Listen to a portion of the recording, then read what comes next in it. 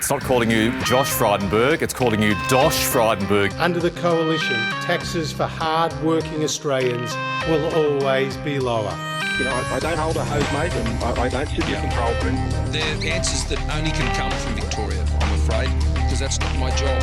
But I ain't spending any time, though, because in the meantime, every 3 months, a person is torn to pieces by a crocodile in North Queensland.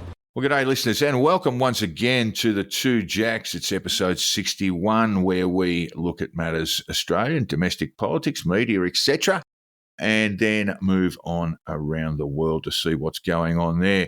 And joining me, as usual, is Hong Kong Jack. G'day, Jack. G'day. And how are things in Hong Kong today? Yeah, not bad, not bad.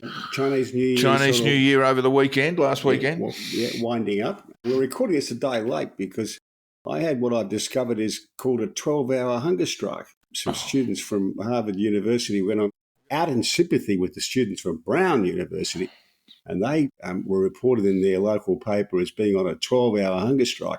I've just got to tell you, we call that a fasting blood test.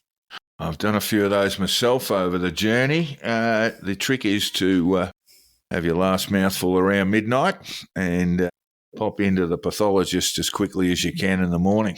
Yeah, well, cut that 12 to 8. Yeah, I wasn't able to demand the time, so I think I joined the Harvard students on a 12-hour hunger strike. On a 12-hour hunger strike, that's probably something a lot of Americans should go through. Jack, lose a bit of weight. I think it's. I don't think you're going to missing, lose a lot over 12 hours, are you? I think it's called missing lunch. Yes, we often do that. Missing lunch today as we record this at lunchtime on the 16th of February. And this time last week, possibly a few hours later, Barnaby Joyce was enjoying a tipple, and later on that evening, about 11:30, he was filmed after having a bit of a tumble, Jack, and was filmed basically shouting expletives into his phone, which is very, very funny. And of course, that news went viral, and Barnaby Joyce is said to be pondering whether he should take personal leave or not. Jack, have we got to the point now where someone has a little bit too much to drink? He did say that he was on some prescription medications that his doctor had warned him about. So he was claiming there that it wasn't just the booze. And I'd reply to that by saying, well, you weren't just pissed, you were stoned, which is not much better. He had been warned by his doctor too. But did we overreact, Jack? I rather like the fact that when he fell off the planter box, he kept talking on the phone. It was pretty funny, wasn't it? I described him in a column the column in the newspaper, The Australian, yesterday as looking like a upturned snapping turtle, barking expletives into his phone. There was much talk, including some from Bill Shorten, that people, rather than filming him, should have perhaps extended a hand. And I think that's a relevant thing to say, but he was barking expletives into his phone, so you're unlikely to go over and offer him a hand. He could be in an angry mood. Yeah. There is a long and distinguished history of parliamentarians in Australia who are sometimes over-refreshed. Yes, I described it as he was in an advanced state of refreshment. He's no stranger to the booze. There is some talk that he had confidential discussions with his National Party leader, David Littleproud, and Peter Dutton, and they both urged him to take personal leave. I don't think that's acceptable, to be honest. Giving a bloke a couple of months off because he ties one on or mixes his booze with prescription drugs, it wouldn't be too many jobs around the country where you could say, well, look, just give us a couple of months off, will you? I'll sort a few things out and I'll be back, fighting fit. Only if you're playing AFL football. Well, yeah, that is one of those things, mental health leave. But this is not mental health, Jack, is it? This is just a bit of stress in what I gather is some family life stuff that we all have to deal with. in one shape or another. But I hope that Joyce is not silly enough to take a couple of months off. How do you think the politics plays out this in his rural seat? Where is he based on? Tamworth, I think, isn't he? Or New England, yeah. He's a member for New England. How do you think the voters in New England will look at this? I think they'll be bemused/amused. I don't think it will affect his vote at all. I think New England is one of those seats, and we've seen it in the past, indeed, that can be fruit for a good, credible independent. We've seen that with Tony Windsor. But as it stands, it's one of the safest seats in the country for the Nats. Yeah. So I don't think they're going to be any electoral impact. And to be fair, I think the rest of the country just looked at this as just being really funny. It was very funny. Well, it amused me. But I'm a shallow person, so we all just had a bit of a laugh at it. And I think that's the way to take these things. I edit it. It's only in Australia where you'd get this. And I suppose that's true. There are some politicians around the world with some less palatable personal habits, but it's only in Australia where we'd get a former Deputy Prime Minister being filmed looking like an upturned snapping turtle, rich in wine and barking out expletives on his phone. Those planters aren't for sitting on, by the way. So, yes, that was a moment of amusement for us all. They do have a seat at one end and the flowers at the other, and he was sitting on the wrong end. Yes, he was. There is a seat, but he was sitting where the plants, he had been. And someone very helpfully sketched out a chalk outline, made him look a bit bigger than he actually is. Not the best piece of drawing I've seen. And that was removed by the ACT Council. I saw them spraying all that down. There was someone had actually put a plaque there too, as this is the spot where Barnaby Joyce took a bit of a tumble. Now, very funny. Can I just call you out on that? You're not allowed to call it the ACT Council. Well, whatever the local council is, because you'd expect the local blokes to get around and do the spraying to remove the chalk outline and all that. But yes, whoever did that. I've been called out for calling it a council. It's a government. No, not the ACT government. It is far more august than just a local government. Nemesis, Barnaby Joyce, of course, appeared in Nemesis, the ABC production going over the Abbott, Turnbull, Morrison years. And last week was the final episode, Jack, with the Scott Morrison period under examination. And it's hard to know. It's hard to see how he has any friends left in politics, isn't it, Jack? I don't think he'd have any, would he? Well, is there a few people in the program that stuck up for him? But as the show progressed, those people dropped off considerably. The Treasurer Frydenberg weighed in. That was his first appearance in the program. And the only pat in the back that he got was from Dan Andrews, Jack. That was Scott Morrison, I should say. He got a bit of a pat on the back for some of the pandemic measures he took. Indeed.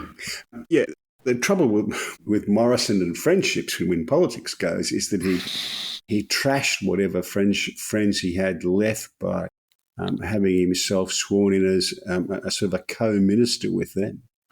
I went looking, Jack, for other reasons. I went looking at the Wikipedia page for the Morrison's second cabinet. So this is the cabinet that he appointed post his election stunning victory in 2019.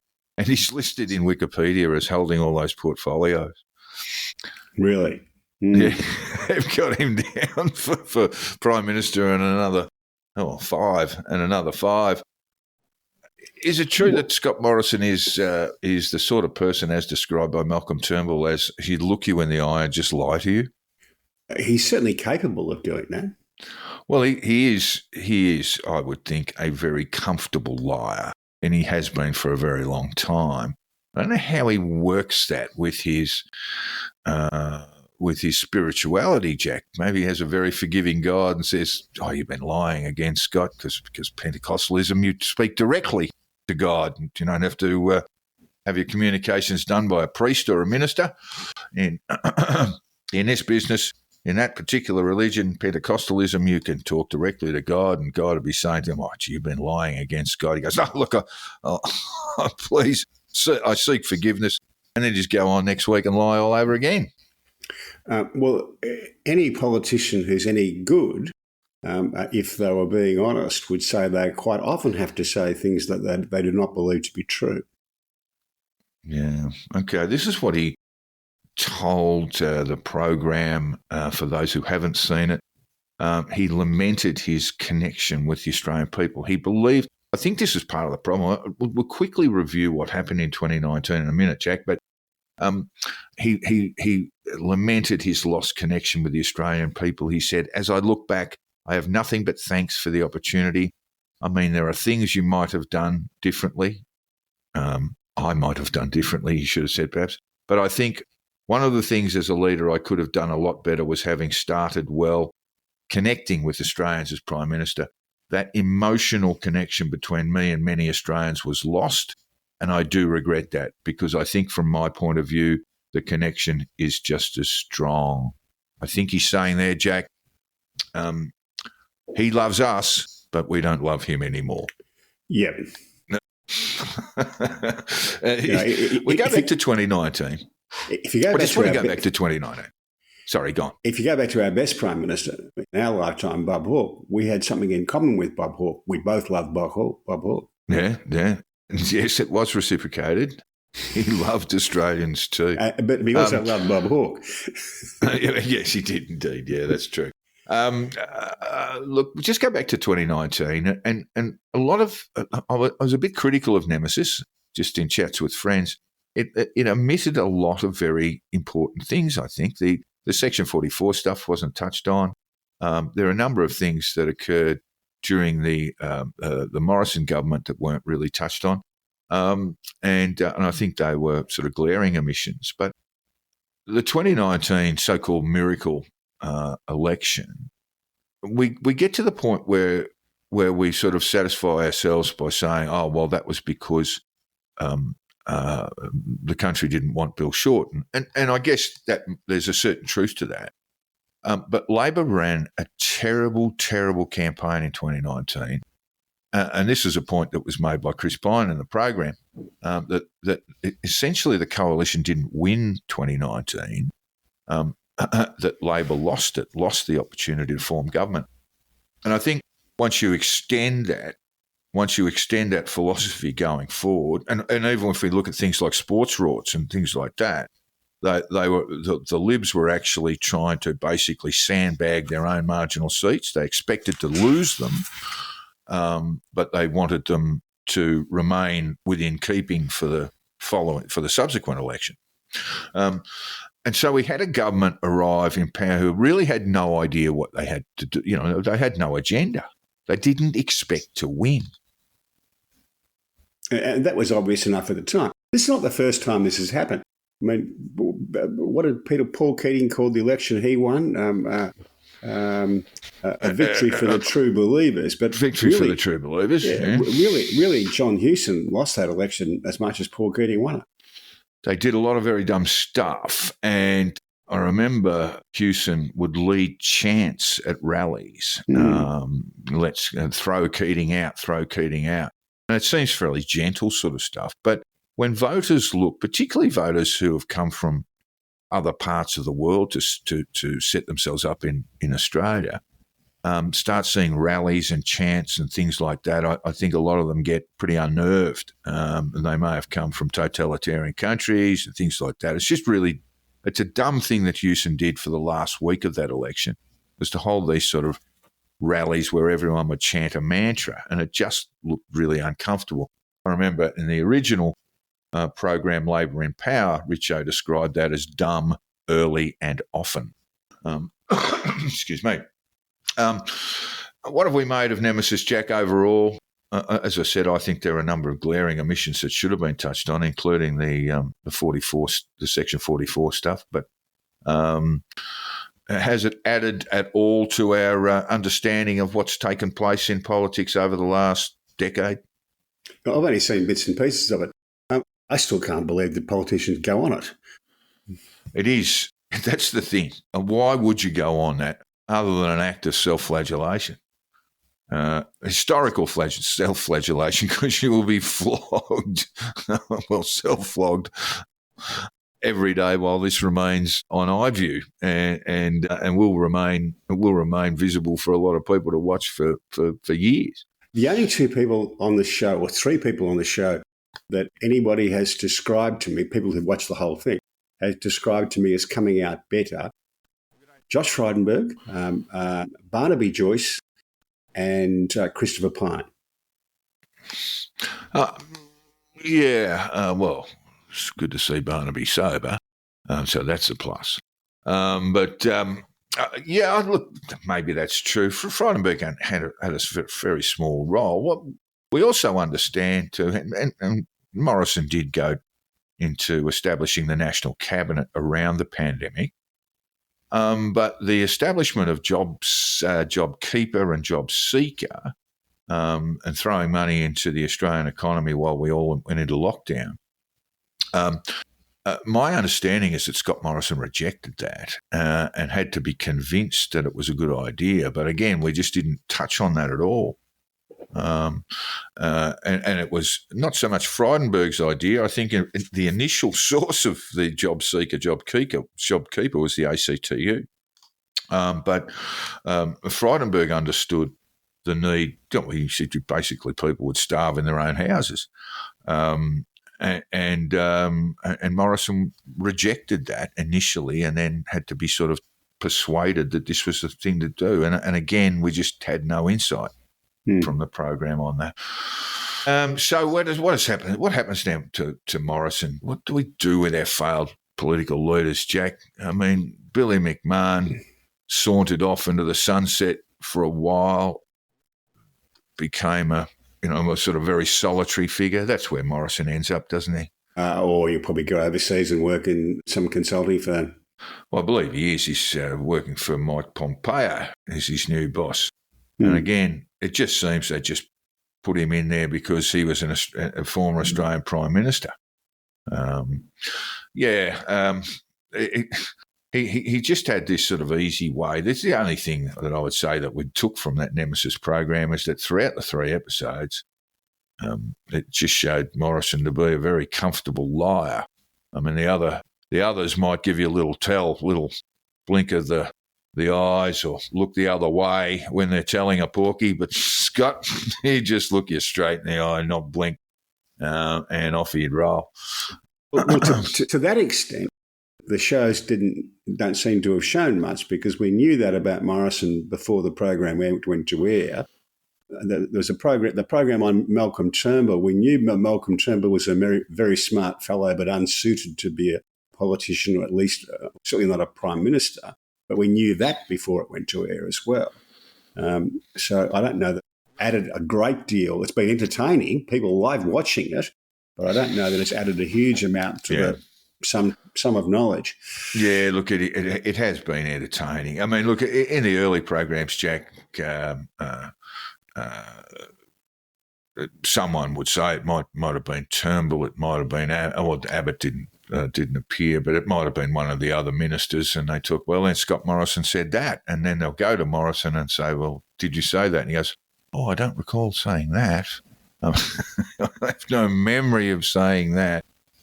The other thing, of course, that the program didn't examine was the terrible business of putting welfare recipients under the gun with confected debts based on a very dubious process. The robo-debt. The robo-debt didn't get a mention, and I thought that was a glaring omission as well.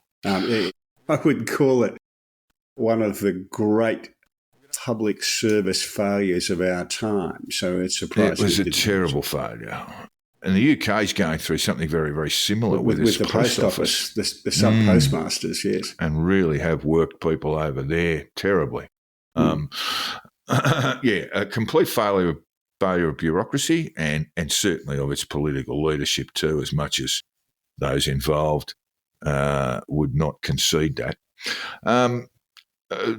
Big week in politics on the floor of the Parliament, Jack. The immigration minister under attack. He seems to have survived at the moment. Give me your thoughts on him, Jack, the member for Gellibrand.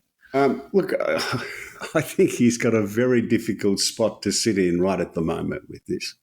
I think he's not doing a great job of it, but it's an awful job he's got to do because people are unhappy with the release of all of these people with criminal records. In most cases, many of whom have gone off to offend again. Yes. But he's caught between that and the High Court. And the High Court's also looking at there's some further people who are detained, and it's a question of whether they can continue to be detained if they fail to cooperate in their own deportation or not. And there have been two federal court decisions. One's gone either way. So that will make the situation a little bit more complicated and worse for him. Giles seems very active in factional politics, Jack, but I suspect he's a bit out of his depth in a ministry, just in the sheer playing of politics, where he has to be on the defensive. I would have thought he would come out as did a number of his ministerial colleagues and have a nice old lash at Peter Dutton when he was Minister for Home Affairs. Giles is Minister for Immigration. But he does have this problem. He really doesn't look to be quick on his feet, so he does he does look a bit lost. It does look a bit caught in the spotlight sort of thing. Not a comfortable time for him. And of course, I have to ask, and I think everyone around the country is asking, why are there no orders put in place by the department to keep these people under surveillance? These things can be maintained and directed through the Australian Federal Police and state and territory agencies. They're expensive, but they can be done. And you would have thought, at least as a short-term measure, that would be in place. And his best answer, Giles' best answer on that was, they're happening. They should have happened a long time ago. I think that would be the community expectation. Yeah, it's something the government has handled pretty poorly right from the court case. Yes, well, he survived for now. I think he's probably one or two bad weeks away from getting the flick altogether. But we'll see. It is a different set of skills being a factional warrior to being a minister. Absolutely different, yeah. And that's who he essentially is.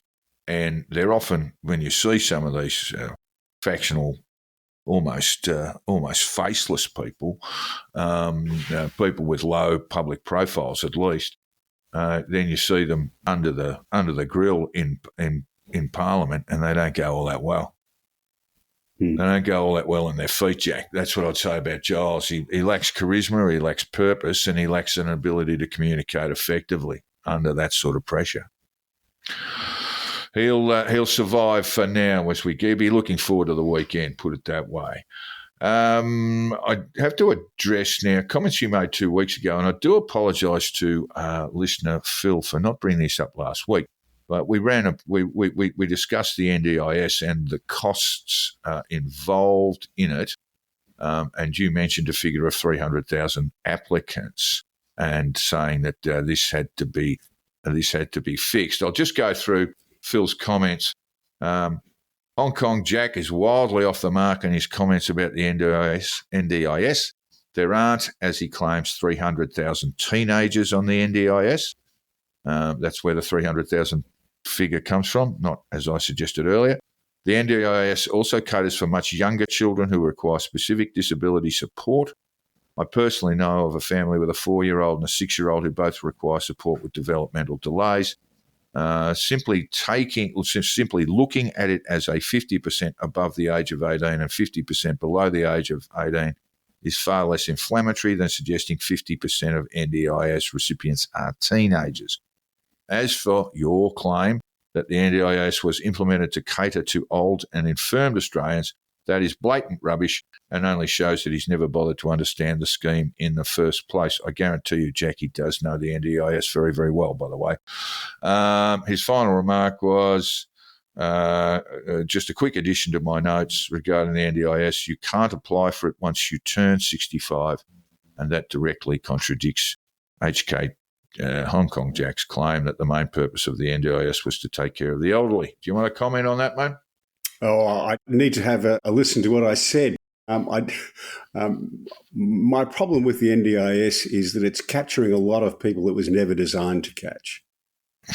Now, however you carve that up, that's the case. That's why it's costing way too much money. Well, two reasons. It's costing too much money because it's capturing people that it wasn't designed to catch, and the spend is not being controlled well enough. I think where Phil got a bit upset with you is that you mentioned that young people under the age of 18 should not be subject to NDIS protections or coverage. I'm sure I didn't say that.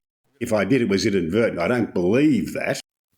Right. What I believe is that we need to get back to reducing to the number of people captured by the NDS to its original purpose, and that's not happening.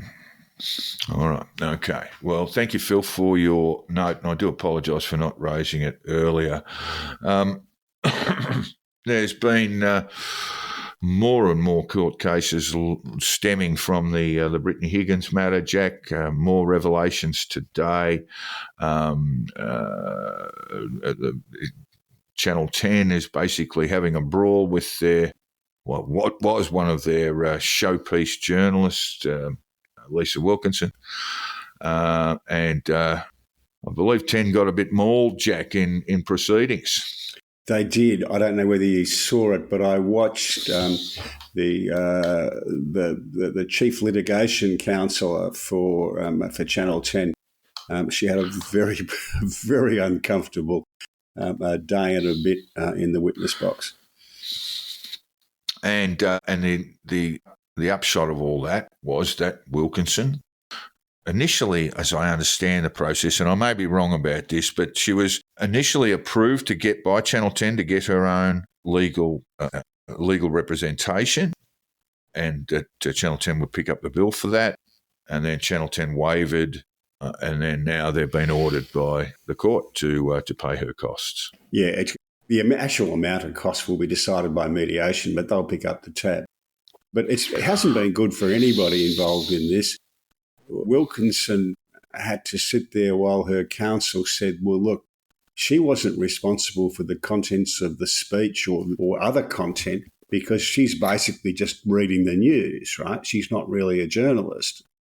And all of this stuff to do with a court case was well out of her level of experience. She's not a court reporter. She had to throw herself under the bus in order to win this. She hasn't come out of it well, and 10's come out of it worse.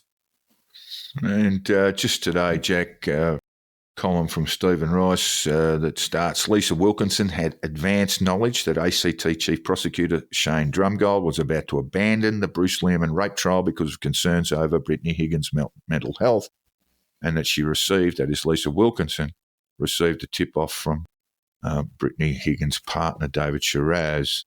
There seems to have been a lot of communications going to and from, including mentions yesterday that Janet Albrechtsen was receiving, almost constant contact with the Supreme Court Justice Sofronoff, Jack. Yeah, there seems to be a lot of this backroom, back chat, if you like, back channel chat between parties and journalists and the head of the inquiry, the judge running the inquiry, and indeed in the actual criminal trial, the prosecutor. So that's all a bit unusual, and I'm not sure it's good, any of it. I don't know that it's good. However, in defence of Janet, I mean, she's a columnist, and she often worked with Stephen Rice about this on this particular story. But acting as a journalist, she's entitled to obtain her sources and get information from them. I mean, that's journalism, basically. You know, there's no other way of looking at it. Whether it was appropriate or not is a conversation for the community and the courts. Well, make no criticism of the journalists for finding information where they can. If I'm going to be critical of anybody, it would be of Sofronoff and Drumgold. Yeah, I think that's where the criticisms lie, don't they? If you're a journalist. In fact, what's unusual about this is that journalist sources are supposed to be anonymous, and this, in Janet's case, was made very clear who her source was for many of those stories. Of course, we've seen many journalists thumb their nose, I suppose, for want of a better term, at court orders and threats of contempt of proceedings to give up their sources. But Janet's source, Justice Sofronoff, was made very clear. Yeah. It's just overall, just looking over this whole thing, it is just going on and on and on. There are still a number of active lawsuits that haven't been covered yet or haven't gone to court yet. That includes Linda Reynolds suing, I think, Brittany Higgins and her partner. I think media consumers have got to the point in this story where they are exhausted by it all. They are, and some of this litigation supports the proposition we made at the beginning of this, that it's just not always a good idea to sue. Not a good idea. Not a good idea. And not a good idea because you're going to expose yourself to a ritual examination of every aspect of your life. If you do go into the defo proceedings, we call it what do we call it? The Jack Elliott syndrome, Jack. But Ben Robert-Smith might be a more contemporary reference point. Yeah. Once you undertake these things, everything is on the table. Whether Bruce Lerman wins his defamation case or loses it, do you think his reputation is any better for having run the case? Yeah. I shouldn't be laughing. It's a very obvious question, or the answer to that is a very obvious. It will be the same. People will perceive him. Could even be worse. Actually, I think. And can't get better. It can only get worse. The only better part was that you might walk away with a decent check. That's all. All right. Moving on. Queensland off to the ballot box later in the year, and we're receiving some polling that is not looking good for the Labor government there. Polling ordered by the Labor government. Yeah, that's right. It was, in fact, and used or misused possibly as a sort of point of the then Premier Palaszczuk using all this polling to try and shore up support. Yes. So that backfired as well. I think the polling results were used to shove her out the door. Yeah, they weren't too. And look, we know this because the current Premier, Palaszczuk's replacement, Stephen Miles, actually released the polling just to show what chance does he have, Jack? We've talked about this a little bit, but what chance does he have? I'll tell you one thing that probably stands in his favour is just how disengaged and dislocated the LNP can be in Queensland. You're always some kind of chance, but it's unlikely. I think he can pretty safely book some overseas holidays for himself next year. Yeah, I don't know. I mean, when you think about it, if we go back 40 years, let's say 84, no, we'll go back 35. I think Labor's been in government in Queensland, state government there, for all but about 5 of them, maybe 4. So they are the natural party of government in Queensland, but governments come to an end eventually, basically since Borbidge. And in part, though, the 2 long periods in government were by pretty good premiers, Wayne Goss and Peter Beattie.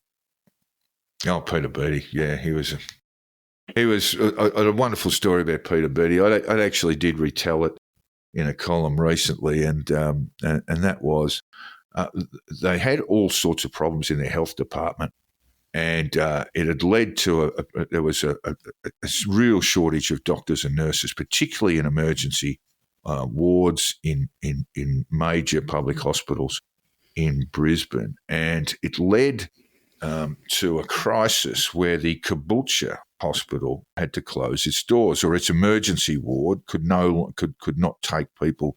Obviously, when people go into emergency wards, they're in often in a bit of will need emergency attention, and this caused problems for the government and led to a protest in Caboolture about the closure of the emergency ward, and it was pretty rough.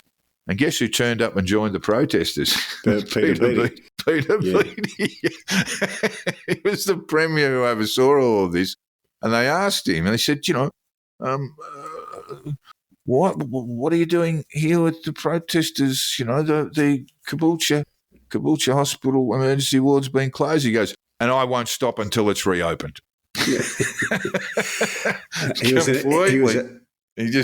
He had no self-awareness whatsoever, but it worked for a long time. He was an excellent politician. The key takeaway from me from the polling was that fewer than half of voters were satisfied with the government's performance across all 13 issues polled, including delivery of health and education service, tackling crime and climate change, creating jobs and building local infrastructure. And if you're behind on all of those things, it's very hard to stay in government. Indeed, very much. But perhaps their only get out is the disparate mob that the LNP are in Queensland. That would be their saving grace, I would think. We'll see how that goes. We've already talked about this morning. John Hewson should have been able to cruise to victory. Yeah. The Labor should have been able to cruise to victory in 2019, and they messed it up. So that's Stephen Miles' big hope. I think since the end of the Borbidge government, Labor has been in power in Queensland for all but 3 years. So we're going over a long period of time. They are the natural government, or party of government. Overseas now, Jack, the big story in Ukraine is that Ukraine's president, Volodymyr Zelensky, has sacked his commander-in-chief, Valery Zaluzhny. This was a man, must be said, he may not be well known to Australians, but General Zaluzhny was seen as a real hero for the people of Ukraine, and it is a big, big step. It is an admission from Zelensky that things are not going well on the Eastern Front. Yes.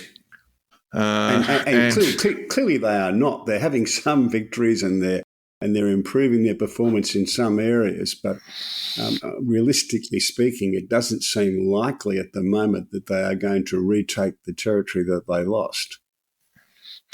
We seem to be in a stalemate in eastern Ukraine, and while there have been some real wins in the Black Sea, and we'll get to Putin's response. It's their next story, actually, the Tucker Carlson-Putin interview. There does seem to be a stalemate there.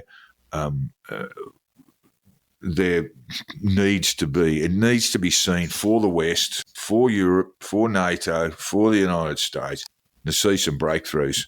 Otherwise, they will become convinced that eastern Ukraine has become a quagmire, and that will be, a source of pushing for a negotiated settlement. And I think that comes with all sorts of problems. Who would want to negotiate in good faith with Vladimir Putin? He's, it'd be a little bit like Hitler's letter, Jack, wouldn't it? From the UK Prime Minister at the time, saying peace in our time. Neville Chamberlain, yeah. Neville Chamberlain. It lasted about 4 days, didn't it? So onto it now. Tucker Carlson's interview with Putin, it went for a long time, Jack, and included a bit of a history lesson from Vladimir. It's not about Ukraine now. It's all about what happened in the 10th century AD, Jack. And so you could see a rather startled Tucker Carlson sort of just going, nodding along, going, I really don't know what he's talking about here. I didn't actually think there was a 10th AD. I sort of skimmed over a fair bit of that bit of the interview, I've got to say. Did you watch the whole thing? No. And look, with a bit of a skim, I understand. Yeah, because that was definitely a skim-worthy passage, and it went on for some time. 40 minutes of history lesson or something, Yeah. And Tucker, can I just read? He's one of your favourite columnists, Andrew Neil. Who was he writing for here, Jack? Do you remember? Probably the Mail on Sunday. Oh, yes, he's one of your favourites. Not a fan. I'm not a huge fan. But anyway, this is kind of funny. In the end, it was no contest, Neil wrote. Tucker Carlson, bloviating broadcaster for the pro-Trump MAGA movement, was blown out of the water by President Putin, dictator of all the Russias. Carlson thought he was doing the Russian leader a favour by going to Moscow to give him a platform to explain why he invaded Ukraine and the multiple conspiracy theories associated with it, which Carlson and the MAGA cult uncritically lap up. But Putin did Carlson no favours. Firstly, should he have been interviewing him in the first place? I suspect a number of journalists around the world with perhaps somewhat better backgrounds than Tucker would have been attempting to interview Vladimir Putin. If you're a journalist and you got the chance to interview Putin, why not? Yeah, I agree with that. Having said that, you would like to think that you might be a little bit critical of your interview subject, but Tucker showed no sign of that at all. He came away thinking Moscow's a hell of a place, Jacko. Do you reckon he get a visa? He might have to get a visa and go and set up shop there. Oh, it's getting worse every day. The first statement he made was, he was talking about how much nicer and prettier Moscow was than any American city. But but the video I saw this morning was they were in a supermarket and he was talking about how cheap the food was and how nice looking and cheap the food was. And also how they had this magic thing where you put a coin in to get your supermarket trolley. I didn't think that was terribly novel myself. Well, I think Aldi have been doing that for years, mate. Yeah. I think Coles got stuck into it for a while too. It's not new technology. No, it's not. And there's almost no new technology in Russia. The only consumer good they've ever made that's worked has been the Kalashnikov. The Tucker, unfortunately for him, is now being called Walter Duranty. Walter Duranty was the New York Times correspondent in Russia during the 1930s, who sort of failed to see the famine in Ukraine happening. Yeah. Everything going swimmingly. This is a perfect political model. And yes, she's absolute dupe. This morning's video about the cost of food took about 5 minutes on the internet for people to point out that Russian incomes are so low that in fact they spend something like 50% of their income on food, and Americans spend 13 or 14%. So the food might look more expensive, but it's not in real terms. He's not very good, is he? I mean, in the end, you'd have to say, well, go on, buddy. You'll shift out from your big barn there in Maine and go and set up in Moscow, see how you get on. There's a few there already, a few Americans there already in hiding in Moscow. He'd have a few friends to make there. Look, it was genuinely amusing. As I say, you skimmed through it, but I actually watched the history lecture. And Tucker, mate, you would have thought, mate, you know this stuff's coming, but he had no idea. Not a history fan. Meanwhile, Jack, in media, the Pew Research Centre, all the way back in November, said newspapers are a critical part of the American news landscape, but they have been hit hard as more and more Americans consume news digitally. Wow, gee whiz. 2023, they came up with that conclusion. The industry's financial fortunes and subscriber base have been in decline since the mid-2000s, and their website audience traffic has begun to decline as well. So they wanted to fact, well, this article wanted to fact check this. Total circulation of all newspapers in the United States is 20 million. That's print. That is one newspaper sold for every 16 people. Even if 3 people read each newspaper, and that's often the way it's compounded, that if you buy it, 3 people will read it. That means that more than 80% of the country does not read a newspaper. Just 14 years ago, circulation was 45 million. So it's halved in that space of time. I mean, this is kind of old news, isn't it, Jack? But I think the number that jumped out to me was that 80% of Americans do not read a newspaper. Yeah, but I mean, how many of them are obtaining their news from other sources? Now, it might be as awful as Facebook. It might be as awful as One American News, but just not reading a newspaper doesn't mean you're living in a sort of existential vortex. No, some of them might be listening to our podcast, for instance. Well, there you go. People will be listening to podcasts, of course. One thing that I always look at, Jack, is you might remember Alpine Offset, Jack, the printing company that mysteriously burst into flames many years ago, with a lot of finger pointing going on as to who the beneficiaries were. Well, we kind of know who they were. Alpine Offset's gone. So the big printers now are largely going. And printing's not just about printing newspapers or indeed magazines. It's about printing labels for food, boxes for food, all this sort of stuff. And they're finding that there is just not the market for it. Print is not dead, but it is on life support. It is. You lived in the eastern suburbs of Sydney for a long time. I Do you did. remember receiving the great Bible that was the Wentworth Courier with all of the real estate ads in it? Yeah. If you were trying to flog a flat or a house in the eastern suburbs, you absolutely had to be in it. I don't even know that it still exists, does it? The Wentworth? I think it does. But it all spins off real estate. So, look, again, people who want to advertise the sale of their homes or agents who do so are going to go to places like Domain and realestate.com. They're going to put their places up there. You're going to get a better look at a house online than you would in print. That I think the Wentworth Courier is still running around, but what we're seeing is newspaper proprietors are investing in things like Domain, realestate.com, etc., to generate revenue from there, because this is what's happening in newspapers now. There's very little advertising, and the cost of that advertising or the value of that advertising has declined significantly, because people have advertisers have other forums for their ads that are generally online and have click-through numbers, so you get a better understanding of who you've hit and how many people you've attracted towards your advertising. And print is sort of left dying a bit. How long, let me ask you a question, a speculator, Jack, how long do you think the Sydney Morning Herald will run? 6 days a week, 7 if you include the Sun Herald. Do you mean as a print edition or as an online? As a print edition. As a print, I think it could not disappear, but it could run to a few days a week pretty soon, I think. Yeah, that's something that was always sort of mooted around 9 newspapers. News Corp is devoted to print. They're dedicated to print.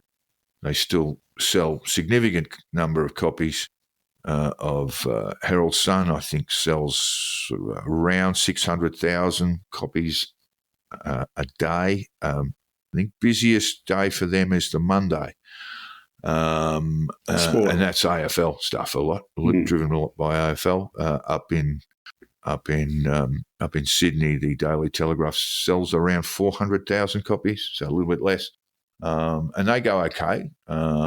But slightly different market between the Herald Sun and the Daily Telegraph and the 9 newspapers, which makes them a bit more print friendly. My first job was as a paper boy. had 100 or so houses to call out in a little country town. And in those days, the Melbourne Sun was such a ubiquitous newspaper that everybody of that 100 houses who got a newspaper got the Sun. A couple of people, the local solicitor and a local doctor, got the Melbourne Age as well, but everybody got the Sun. Yeah, look, we were always an Age household in growing up in Melbourne, but Jack, my father, Jack would often buy the Sun, so we would grow up on Sundays. Jack would march down to the shop and get the Sunday Telegraph, which obviously was a Sydney-based newspaper. We would get the Sun Herald, another Sydney-based newspaper. We would get the National Times, Jack. You'd remember the National Times. Mm. And in those days, it was the Sunday Press, now gone. And most of them are gone. National Times is well and truly dead. For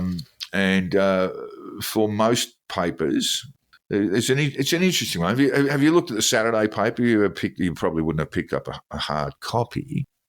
It is net-based, subscriber-based, but also they put out a print edition every Saturday. And it's done in this way, and I was sort of critical of it and copped a backlash from their editor. I was critical of it in a sort of weird way because it's this sort of apparently purposeful design that just leaves great gaps. There's no advertising. And so there are just great gaps of blank pages. This is Schwartz Media. Media. There'll be a blank quarter page or a blank half page from the top. And I just thought it was odd. And I just said, look, I've just paid $4 for this. How come there's all these blank marks? And copped a flogging from the Saturday paper editor who's former SMH. And everyone jumped into that, including, what's her name, the cartoonist at Kathy Wilcox at the SMH. And I said, look, if there was any justice in this world, Alan Moore would still be doing the cartoons. He'd be funnier than you. I'd heard no more from her. Anyway, yes, Prince not dead, but it is on life support. And that goes to all sort of aspects of our life around advertising and labelling. And newspapers will soon follow. The great loss in the United States, Jack, just wrapping this up, is a lot of the local papers are, the papers that would run in reasonably large towns of 50 to 100,000 people or cities, they've all gone. So that sort of local news has sort of disappeared, which is a great shame. And even in some of the biggest cities, they've become one newspaper towns. Yeah, that's right. So, yeah, if you want local news, and this is happening, of course, in Australia, regionalisation of newspapers here, you'll find that, you're not going to get a lot of local news being done. One of the great regional papers in Australia, the Border Morning Mail, I couldn't tell you how many staff they have now, be a handful of journalists, if that, and glomming their news off Facebook and the internet. So it is a bit of a shame. If you want local news, I should strongly suggest you go around to the local gossip and get it from them rather than the newspaper. Joe Biden, Jack, too old and of diminished capacity to be prosecuted for his possession of a confidential document found in his garage, and I must say, returned on request. Yeah. Well, what do the special counsel say? So the jury would see him as a well-meaning elderly man with a poor memory. Yeah, and this got to be said. This is a special prosecutor appointed not by the Biden administration, but it really just does raise this issue, and it's an issue. It's a particular issue for Biden and the Democrats, but it's also getting into the news now with Trump. Trump may have diminished capacity as well, but it is fundamentally a problem that the Democrats have to deal with Joe Biden, because he Well, there might be all sorts of reasons for it. He has always had a speech impediment, and so that makes his speech a little bit confused at times. But also, he does have terrible memory problems, just remembering people's names he's spoken to. He couldn't remember Scott Morrison's name, but maybe Scott's not that memorable. We can forgive him for that. We can forgive him for that one, yeah. What will be devastating for him in the unlikely event that he becomes the nominee, and this is already running around the internet, they put up videos of Joe Biden at various stages of his career, and even 5 or 6 years ago, he was quite a good speaker, never a brilliant one, but he was quite good at it. Yeah, and the capacity is diminishing quickly and dramatically, and that will be devastating. That would be devastating if he were the candidate. I still don't think he will, but. Yes, we've talked about that. Your guess is that he will be tapped at the DNC and replaced. There's talk in the Australian today. There's an article there that they need to basically dust off his Veep, his vice president Kamala, and basically rebrand Jack. Yeah, tough ask. What I think will happen is that Obama will go and have a sit down with a fireside chat with Joe in the Oval Office, and it'll be like that scene in The Godfather where Tom Hagen discovers that he's no longer going to be the consigliere, and like Tom, Joe will be frustrated and disappointed and a little bit angry, but he will bow to the inevitable and agree not to stand. Well, Alex said he's giving rise to all sorts of conspiracies, and that is Alex Jones is putting about the fact that he thinks the job will go to Kamala. This is the way this conspiracy runs out, by the way, that he will go to Kamala. The job will go to Kamala Harris, who will stand down once elected, and the job will go to Michelle Obama. And that, I got to tell you, is just nuts. I mean, Michelle Obama, one thing we know about Michelle Obama is that she hates Washington and doesn't want a bar of it.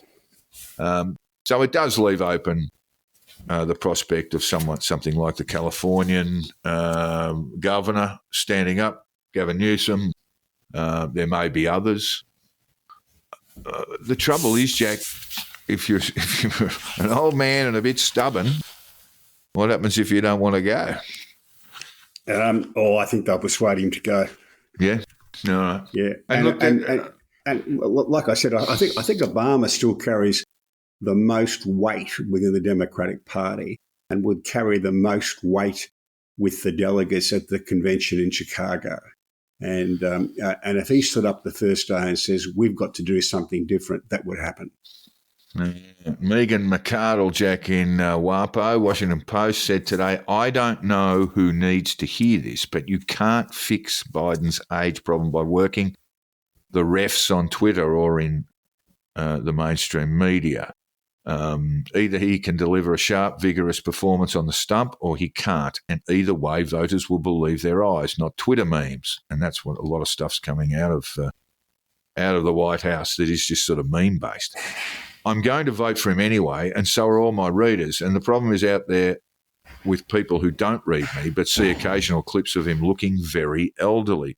Obviously not ideal for Dems when a government report suggests Biden is senile, but if it's true, her saying it out loud isn't close to their biggest problem. The big problem is that they're going to have to put that dude in front of the public at campaign events and debates. Plan B is Kamala Harris.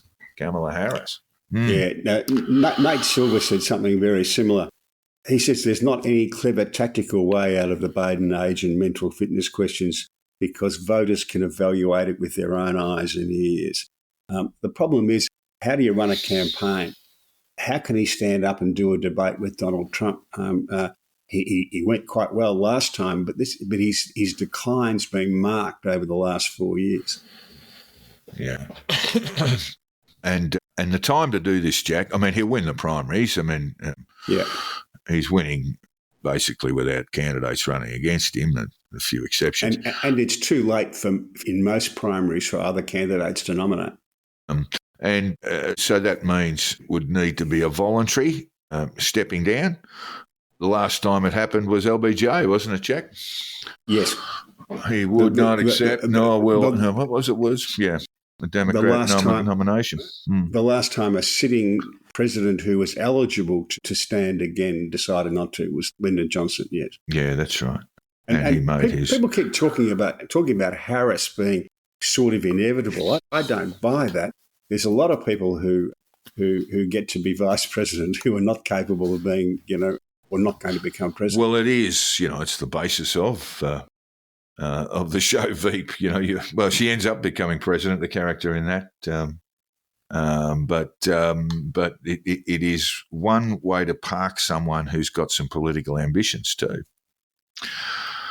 So, look, Maureen Dowd has also weighed in from the New York Times, and she says the Biden crew clearly has no plan for how to deal with the president's age except to shield him and hide him and browbeat reporters who point out that his mental state is a genuine issue. Cosseting and closeting Uncle Joe all the way to the end, eschewing town halls and the Super Bowl interview are just not going to work. Going on defence when Trump is on offence is not going to work. Counting on Trump's vileness to secure the win, as Hillary did, is not going to work. I think those are pretty sound arguments. We did touch on this a little bit. I think this sort of plays a little bit into Kennedy's hands as a third party candidate who might get as much as 20% of the vote, Jack. And let's just presume for now that the two old men go head to head, Trump and Biden. And if Kennedy does get 20%, a la Ross Perot got it 19, I think, in 1992. Who's that going to favour? My view is it's going to favour the Democrats. Yeah, no, I disagree. Well, Perot basically took a lot of Republican votes. He did, and pretty much assured Clinton's presidency over George Herbert Bush. And I suspect that would probably be the way there too. You might be a sort of never Trumper, but you're not going to vote for Biden. You might vote for RFK Jr., which is really probably worse than Trump. Or you could be a Democrat who doesn't want to vote for Trump but doesn't think Biden's up to the job, so you vote for Kennedy. Yeah, that sort of thing. So he might end up with a bit.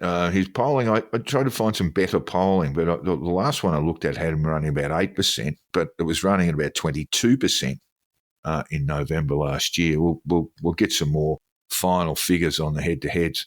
But as we've got polling here, 86% of Americans think Biden, 81, is too old to serve another term as president. That figure includes 59% of Americans who think both he and former President Donald Trump are too old and 27% who think only Biden is too old. One thing I've seen, Jack, just to wrap this thing up, is that Fox News has been going pretty hard on Trump over his, shall we say, loss of capacity as well, with even Sean Hannity sinking the slipper in. Yeah. Going through some of the Trump speeches where he gets names wrong and all that sort of stuff. Yes, 73% of Democrats think Biden is too old to serve. It is a problem, and I think everyone understands what the problem is, but the solution is not all that forthcoming. There are capacity problems with Trump, but when they go into campaign mode, Trump's still capable of doing 1-hour campaign rallies, all that sort of stuff, right? Biden's just not going to be capable of doing that. Yeah, they can cover. I mean, look, in the last election, pandemic affected. Biden didn't really leave the basement in Delaware and relied on people like Obama and Michelle Obama and others to do the campaigning for him. And whether that works this time or not, remains to be seen. But look, we just briefly, while we stay in the States, Trump and NATO, those statements he made, the first statement was an absolute outrage. And as I said on this program before, I could handle a Trump presidency provided he showed some support for NATO, and he's just not doing that. He's actually, in his speeches, I know he gets fired up and he just goes that one sentence too many, but actually encouraging the Russians to attack those NATO members who haven't paid their 2% of GDP on defence, just outrageous stuff. Yeah, I read that differently. The way I read it was he was having a conversation with probably the president of France, because it was a large country and it was a president, so that means it's France.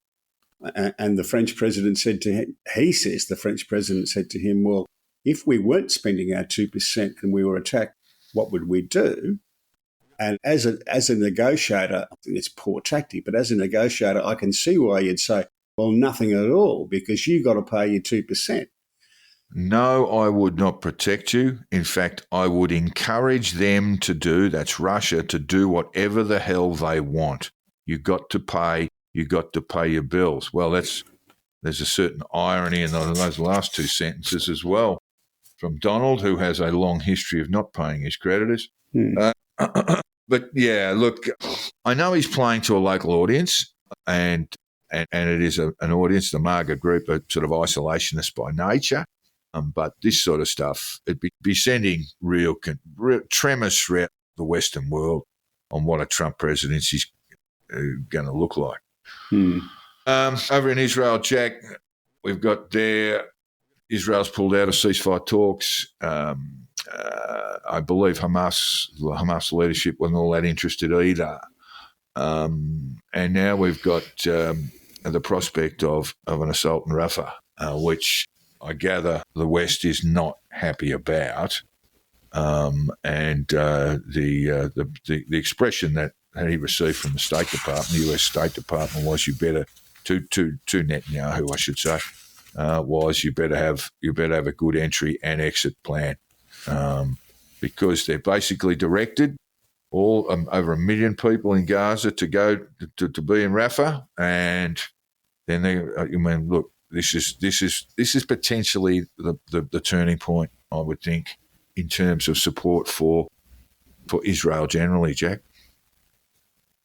Yeah, there's some disagreement within the Israeli cabinet about what should happen next. That will play out first, I think. If it was a limited strike that released hostages or was able to detain or kill senior Hamas agents, I think they might get some benefit from that. But if a humanitarian disaster is caused, I think the world's, particularly the Western world, Western Europe, France has already been quite critical behind closed doors. The Australian government, through Penny Wong, has shifted its rhetoric somewhat. I think there's really got to be danger signs there for the Netanyahu government.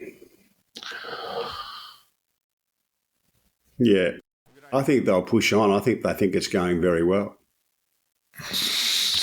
I don't know that they're prepared for what might happen, and what might happen would be a humanitarian disaster on a enormous scale, and I don't think the Western world will be so supportive of Israel going forward. But we'll see. It's just on the cusp of occurring. I would say a limited strike, surgical strike into Rafah would be accepted, but any prolonged war there is going to go very, very poorly. I think is going to go over very poorly there. Just finally on that, Jack, you've got a piece in here about the United Nations Aid Agency, UNRWA. Does it have a role in Gaza in the future? I think we know what you think, but tell us. Oh, I don't think it does. They've been bad for the situation rather than good. They were set up in 1949, and they were meant to look after all the refugees in the Middle East, the Jewish and the Palestinian refugees, because although there were a lot of Palestinians who left, who were driven out or left, whichever you want to call it, there were just as many Jews who were driven out of the Middle East countries, and the Jews were resettled in Israel largely.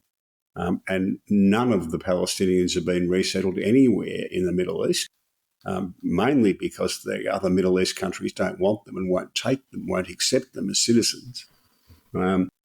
So the UNRWA, rather than fix the problem, has extended the problem, and I think the evidence is fairly clear now that they were too close to Hamas.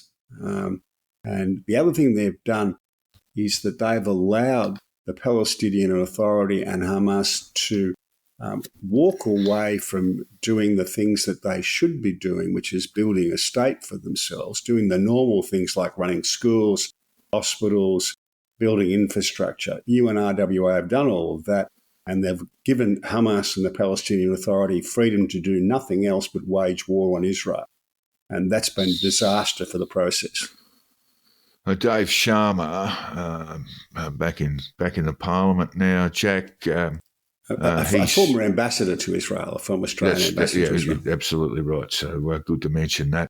Dave Sharma says, beyond its complicity in Hamas terrorism, the UNRWA, I'll just briefly explain that. There have been claims, allegations that members of UNRWA were involved in the October 7 attack, a small number of them.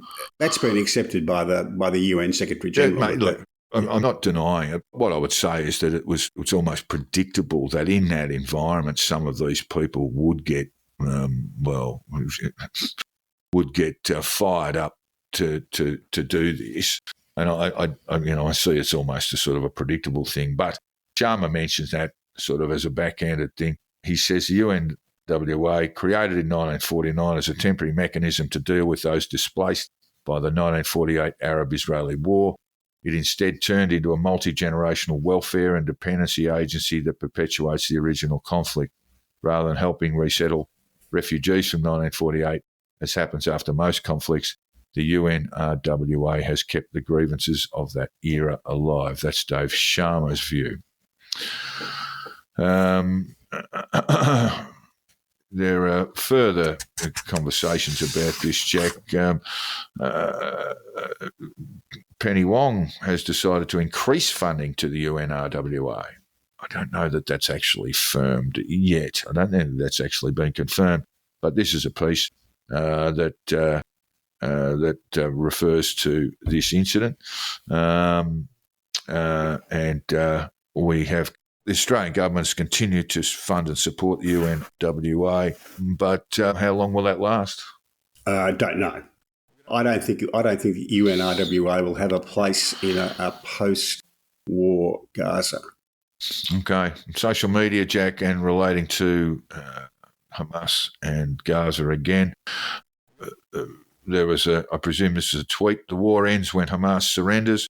Until then, every single bullet, every single bomb, every single inch an Israeli trooper moves is the responsibility of Hamas. You blame Israel, you are a moral idiot. Who's that, Douglas Murray? No, this is just an example. I just put a couple of examples in there of a bit of a pushback on a sort of a pro-Israeli pushback that's become apparent on social media over the last 2 or 3 weeks. Yes. Small in number, but becoming stronger in tone. All right. Well, look, we've also been confronted here in Australia. You may not know a lot about this. Been some pretty good work in the Australian on this. A number of pro-Palestinian activists sought to dox a group of some 600 Australian Jewish creatives, film producers, people in the arts generally, and doxed their private information, their WhatsApp, so that would include a telephone number, more cases than not, and all the text chat files were downloaded. Clementine Ford, the prominent feminist and pro-Palestinian activist, was part of linking at least to these files that were basically hacked. And what do you make of that? I see that Ramona Caval, the very good Melbourne ABC person, outed herself as one of the people who's been doxed. I can imagine that, yeah. From what was leaked, and given some of the activists' propensity for finding material that might have been embarrassing, they didn't find anything. I mean, No. this is completely different to the Sharif matter, the ABC journalist who was dismissed. That was a sort of letter writing campaign, but a different group. So it doesn't appear to me anything that was apparently obviously inflammatory. No plotting or scheming, and it just tells me that we've got to a very, very ugly point in this country and elsewhere around the world. The people who would normally be fellow travellers on the ideological linear scale are really at each other's throats. It's awful, and there's no other explanation for it, in my view, than anti-Semitism.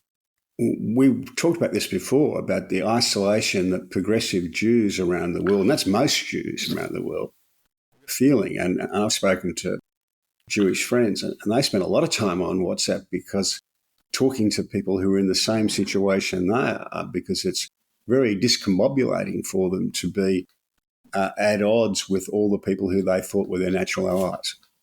Yeah, indeed. Just want to move over because this is a very big story. Of course, we had elections in Indonesia, and there will be a new president, Jack, Prabowo Subianto. It seems like he's won on the first round. Yeah, he's won with a fairly significant majority. What's that mean for Australia, Jack? He, of course, has a background as the leader of Kopassus, which was the Indonesian special forces, with some pretty checkered histories in West Papua and East Timor. The handover would be in October, I believe, whether or not there's a second round. It's a little bit hard to know. He seems to have reinvented himself to a large extent, but whether that's real or whether it's just a facade to get elected, we won't really know until he's in power. Well, how important is our relationship with Indonesia? It's often underplayed. We don't get much news from Indonesia. No, we don't have really a strong sense of them. So certainly a lot less than we get from New Zealand, for example. But it really is a major trading partner. We have a greater trade surplus with Indonesia. We trade more with New Zealand, and we're sort of leaving a lot of these opportunities go by in Indonesia. But strategically, the Indonesian archipelago is a buffer, isn't it? This is something that Keating understood.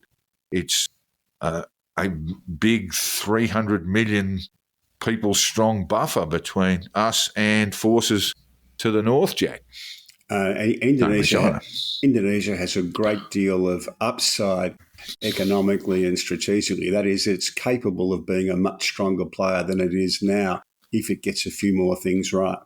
Indeed, yes.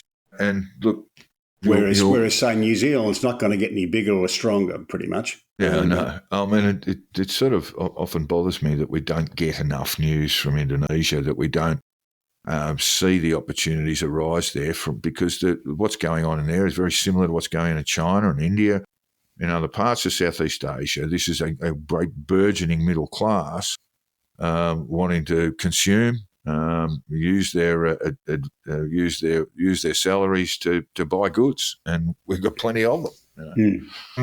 Listeners may tire of us covering elections this year because there are a lot of them. And there's one in Pakistan coming forth, and the military has basically counted out Imran Khan's political party. He is in jail.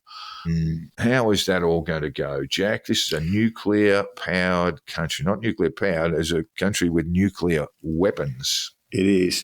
It's a little bit easy to go, just a little bit early to tell exactly how it's going to work. It seems like there will be some form of coalition government, and there's certainly plenty of theories around that this is what the military wanted. No particular winner, a bit of a mess, and a coalition governing with the support of the military. We will keep an eye on that. And all of the elections this year, Jack, in sport, the Super Bowl, did you watch it? Have you got 8 hours to sit down and watch a game of footy? No, it's a bit stop-start for me. It's very much improved by just watching the highlights with all of the stops and breaks taken out. But huge television audience, a record for in the States and around the world, Jack. 123.7 million people watched it. It's roughly a third of the American population. And the last time they got up to a third of the American population watching any single thing, it was the Beatles on the Ed Sullivan Show 60 years ago this week. Wow. So there you go. That's just how big it was. And there were a huge number of one particular conspiracy theory around Taylor Swift and her partner who plays for the Kansas City Chiefs. They were going that the fix was in, Jack. And I've actually seen on my Instagram people actually believe that the fix was in, that the NFL manipulated the event so it would go into extra time, just get that advertising revenue flowing through, and the Kansas City Chiefs would win, and Taylor Swift would come forward and deliver a pro-Biden message or something like that. Didn't quite pan out there. No, well, that didn't happen. None of that happened. Yeah. She embraced her boyfriend, and that was about it.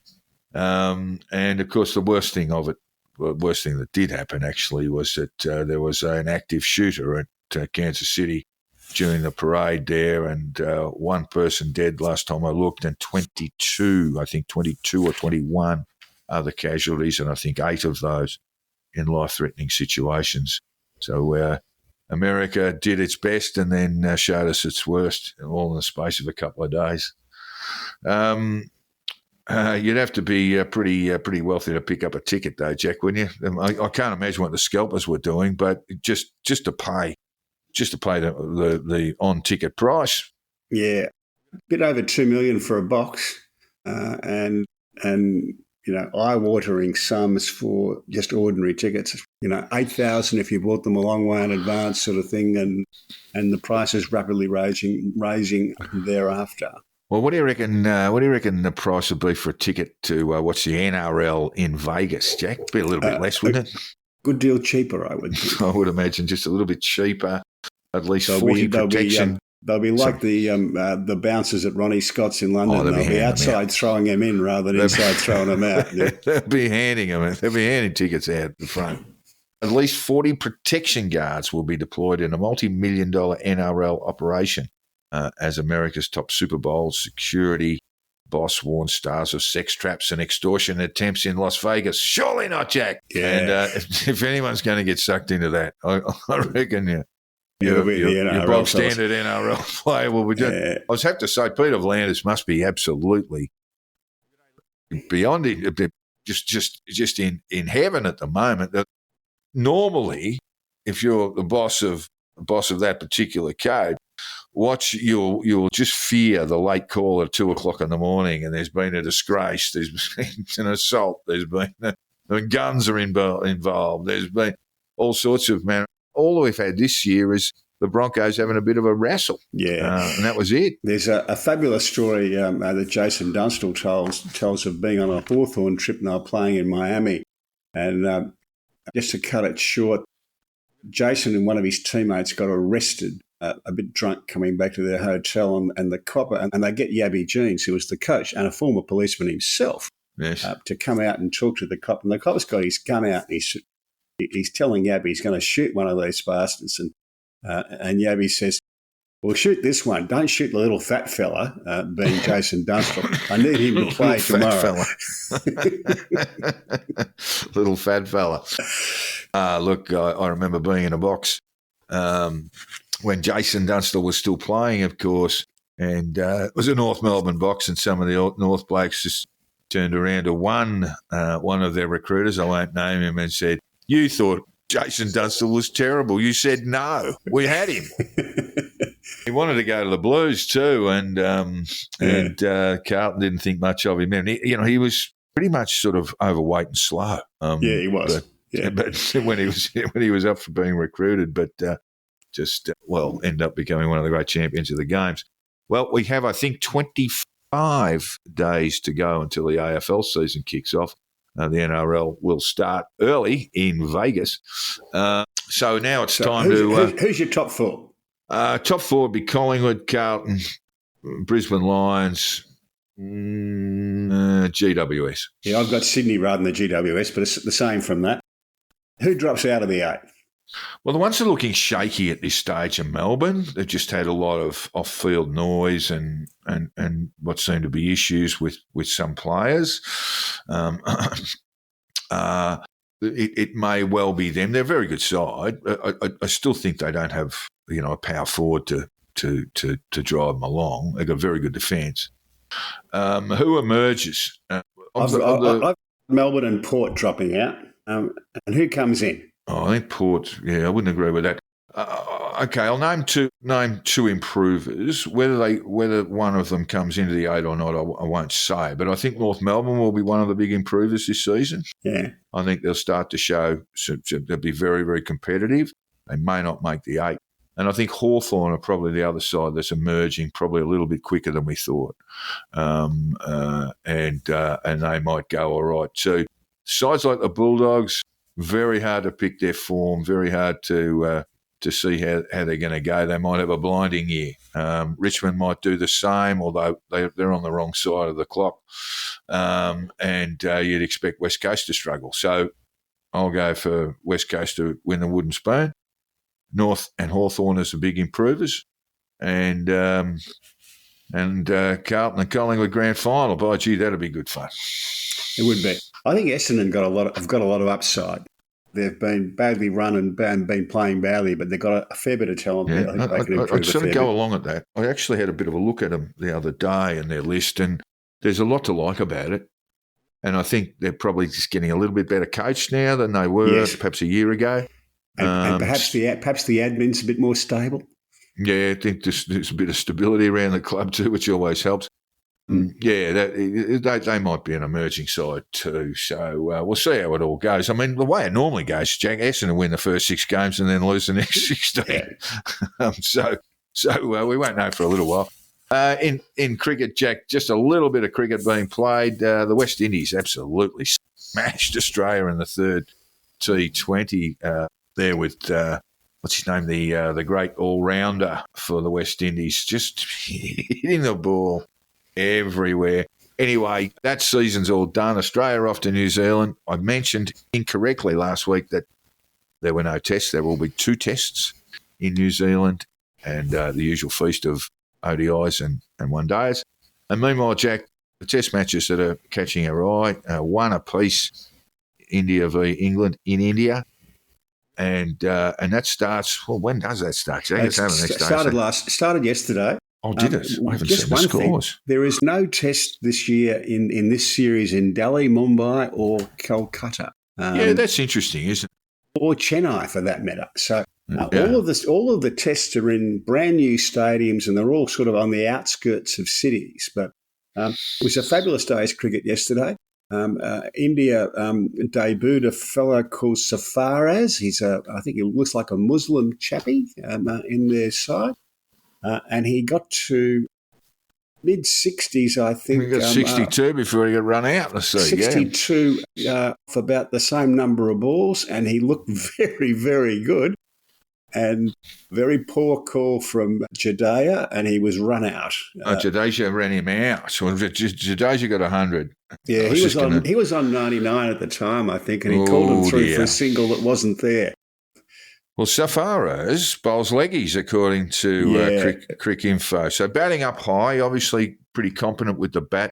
He's a part-time leggy, and he's a tubby little fella. I saw the photo of him earlier today. Lots of talk about why he hasn't been picked before, and lots of answers saying that the BCCI think he wasn't fit enough. But by Jose, he can bat.